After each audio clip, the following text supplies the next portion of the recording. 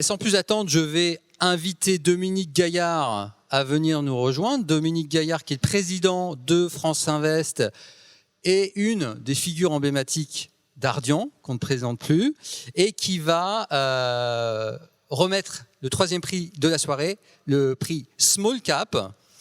Alors, comme son mot l'indique, il s'adresse à des sociétés de gestion qui investissent dans du small, du mid-cap, du capital croissance, du capital risque. Ce sont donc des sociétés de gestion, en tout cas sur le papier, qui sont un peu plus petites que les autres, mais qui pour autant portent, ce que ça n'empêche pas de porter fièrement leur valeur ESG et parfois en faisant preuve de beaucoup d'innovation, et c'est ce qu'on a voulu récompenser ce soir. Merci. Peut-être un petit mot sur la parité, justement. Sur la parité, dont on parlait il y a une je suis aussi là pour en parler 2 minutes. Vous savez que l'engagement vers une meilleure parité dans les équipes de gestion et dans les sociétés dans lesquelles nos membres investissent, c'est un marqueur de ma présidence de France Invest.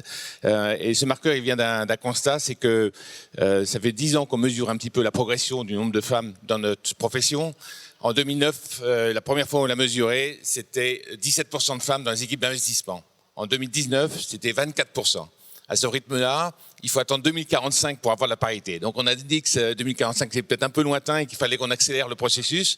Et donc on a décidé, après discussion avec beaucoup de nos membres, d'élaborer cette charte sur la parité qui comprend une trentaine d'engagements, des engagements qualitatifs sur le recrutement, sur la façon de conserver les femmes dans notre profession, puisque beaucoup partent, des engagements quantitatifs aussi et des engagements de mesure. Et sur les engagements quantitatifs, peut-être deux chiffres à retenir. Aujourd'hui, 25% de femmes, 24% de femmes dans les équipes d'investissement. En 2030, 40% de femmes dans les équipes d'investissement. Et si on regarde la catégorie des femmes les plus seniors dans les équipes, là on est vraiment en dessous de tout, puisqu'on est moins de 10% de femmes à des positions seniors. Et ce qu'on veut, c'est que d'ici 2030, on soit à 25%. Alors, c'est tout à fait permis de faire mieux, n'hésitez pas. Et on a eu le plaisir et l'effort d'obtenir que 80% des membres de France Invest, vous savez qu'on est maintenant 350 membres chez France Invest, 80% signent cette charte. Alors on a eu du flair ou de la chance, c'est qu'on a fait cet effort pour obtenir une signature, on l'a bouclé le 28 février 2020. Je pense qu'on aurait pris un mois de retard, on n'aurait pas eu le même score. Alors maintenant, c'est fait, et maintenant il va falloir que les sociétés s'engagent, les mesurent leur progression et s'engagent, et il va y avoir chaque année un questionnaire qui va vous être envoyé et dans lequel les engagements de mesure devront être mentionnés dans ce questionnaire. Et puis on a décidé de faire quelque chose de plus.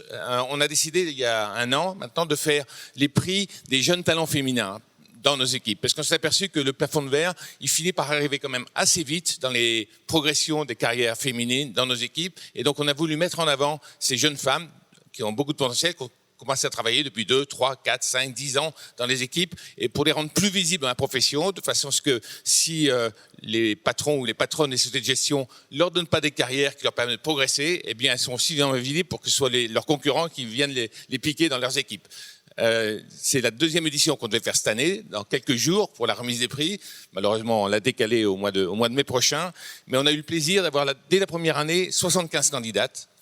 Ce qui est beaucoup plus que ce que je pensais qu'on aurait peut-être 25, 30.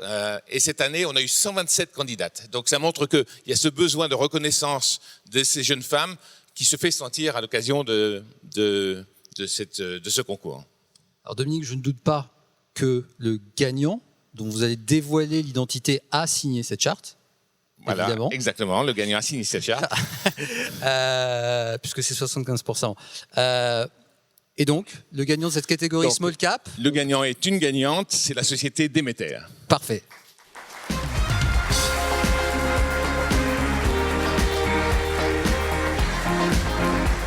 Bonjour Stéphanie. Bonjour. Peut-être un petit mot de ce que j'ai compris du choix difficile du jury. Enfin, je crois que dans cette catégorie, il n'a pas été difficile. Vous avez été assez vite isolé comme étant la gagnante de ce prix. Je pense que d'abord, vous avez eu le bonheur de signer à la fois la charte France Invest, merci, de la charte Sista, qui est une charte plus focalisée, vous savez, sur des engagements dans le venture. Et ça se traduit par un engagement que vous avez pris en tant que société de gestion pour investir de façon plus volontariste dans les sociétés dirigées par des femmes. Et donc, bravo pour ça à travers cette initiative qui s'appelle One Billion Fund, je crois. Je crois qu'il y a aussi cette volonté de mesurer ou de calculer dans vos participations l'empreinte carbone ou en tout cas les tonnes de CO2 qui ont été économisées grâce aux efforts que vous poussez dans vos participations.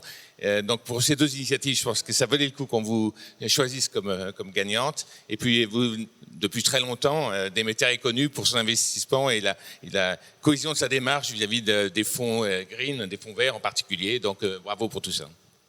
Merci beaucoup. Un petit mot. Un petit mot peut-être. De ma part. Peut-être pour rappeler, déjà pour vous dire merci à tous les membres du jury, merci à Swen de nous avoir décerné ce prix pour la 2e année consécutive. Donc on est vraiment très honorés. Toute l'équipe est très fière. Peut-être 2 mots sur Demeter. Donc effectivement, on est engagé sur les secteurs de la transition écologique.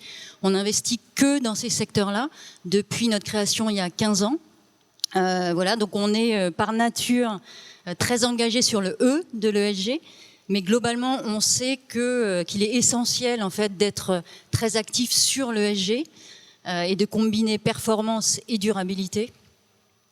Donc voilà, notre stratégie c'est vraiment de flécher les fonds vers les activités à impact positif et puis de mesurer, comme vous l'avez dit. Donc on a inventé une méthodologie avec Carbone 4 pour notre fonds Paris Fonds Vert, qu'on a développé et qu'on utilise depuis 2 ans maintenant.